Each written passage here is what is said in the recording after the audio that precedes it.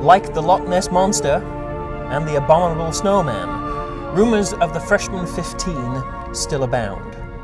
I'm Simon Stevenson, pastry chef at the University of Massachusetts Amherst, and we're here today in the Berkshire Dining Commons, joined by Dianne Sutherland, who's the senior dietitian for dining services here at UMass. And Dianne, before we really get into your study, really, what is the freshman 15?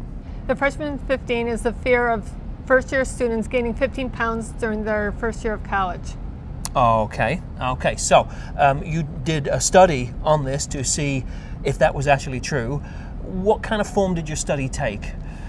The goal of the study was to assess any weight change, as well as to evaluate the effectiveness of education and behavior change in students to see if the freshman 15 could be prevented. Okay, so now you split a group of students into two groups. Correct. We had a control group, and they received no education. Then we had the education group, and they attended 3 education sessions on exercise, portion control, and general nutrition. Okay, and now both groups were able to eat the same types of foods and make the same kinds of choices. Correct. They had to eat in the dining commons 3 times a week for the spring semester, and they also had to record their alcohol and daily exercise activity during that semester. Okay, now what kind of foods are available? There's a huge variety of foods.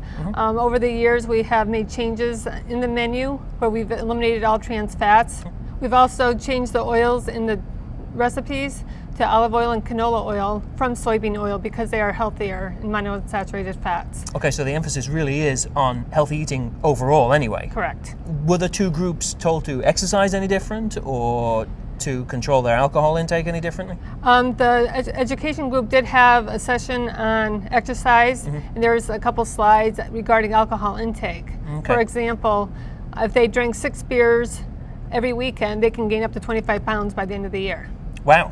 Okay, as much as that. So, overall, what do your conclusions show? Our conclusions showed that the education group did not gain any significant weight during the study, whereas the control group gained over a pound. Okay, but not 15 pounds? Not 15 at all. And other recent studies also showed that it was only an average of 3 to 7 pounds weight gain during the freshman year.